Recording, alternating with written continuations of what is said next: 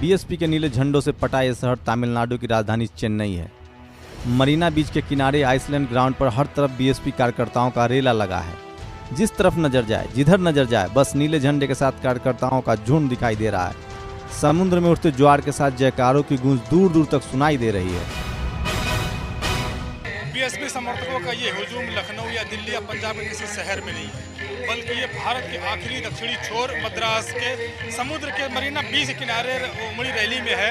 यहाँ पे बीएसपी के हजारों कार्यकर्ता आए हुए हैं जो अपनी लीडर मायावती को सुनने के लिए आए हैं।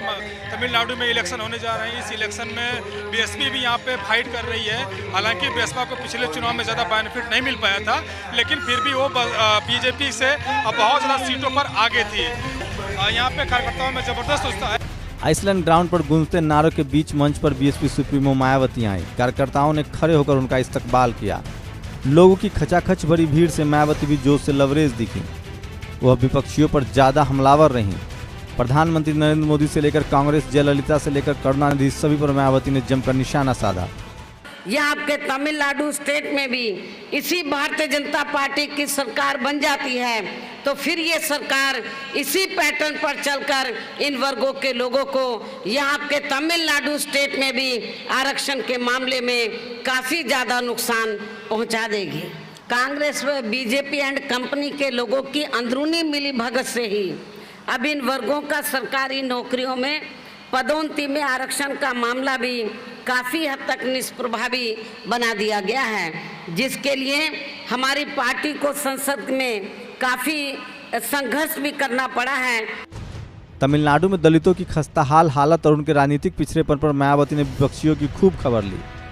सर्वजन हिताय, सर्वजन सुखाय के नारे और सोशल इंजीनियरिंग पर यूपी में 4 बार सीएम बनने वाली मायावती ने सर्व समाज की बात कर प्रदेश की सियासत में एक नई लकीर भी खींचने की कोशिश की। बीएसपी में जुड़ने की तादाद को ध्यान में रखकर उसी अनुपात में ही यहाँ सर्व समाज के लोगों को टिकट भी दिए हैं। यहाँ अपने देश में सर्व समाज में से गरीब लोग और उसमें भी खास तौर से बहुजन समाज, जिसके अंतर्गत अनुसूचित जाति, जनजाति, अन्य पिछड़ा वर्ग एवं धार्मिक अल्पसंख्यक समाज से संबंधित मुस्लिम, सिख, ईसाई, पारसी व बौद्ध आदि विभिन्न समुदाय के लोग आते हैं। इनकी सामाजिक एवं आर्थिक स्थिति में अभी तक भी कोई खास बदलाव नहीं आया है, अर्थात आज भी इन वर्गों में गरीबी एवं बेरोजगारी बड़े पैमाने पर हमें देखने के लिए मिलती है। समर्थकों से खचाखच भरे आइसलैंड ग्राउंड पर मायावती के लिए मौका भी था और दस्तूर भी। मायावती ने इस मौके को जमकर भुनाने की कोशिश की। हालांकि तमिलनाडु में पिछले चुनाव में बीएसपी का प्रदर्शन उतना अच्छा नहीं रहा था, फिर भी आंकड़ों की बात करें तो बीएसपी दर्जन भर से ज्यादा सीटों पर बीजेपी से आगे थी। मायावती ने पहली बार तमिलनाडु में हाशिए पर गए दलित समाज के नेतृत्व की बात की। मायावती ने कहा कि अगर यहाँ पे बसपा की सरकार बनती है तो दलितों, पिछड़ों, आदिवासियों और बैकवर्ड क्लास के लोगों को सत्ता में भागीदारी मिलेगी।